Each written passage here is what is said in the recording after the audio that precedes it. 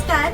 तर या ताई आपल्या रेग्युलर कस्टमर आहेत. आपल्या शॉपला रेग्युलरली व्हिजिट पण करतात आणि आपला ऑनलाईन लाईव्ह सुद्धा त्या रेग्युलर बघतात. भरपूर अशी शॉपिंग करतात. तर त्यांना आपण विचारूया, त्यांना आपली इथली व्हरायटी, आपलं शोरूम जे कसं वाटतंय ते. नमस्कार, मी नयन सचिन कुलकर्णी.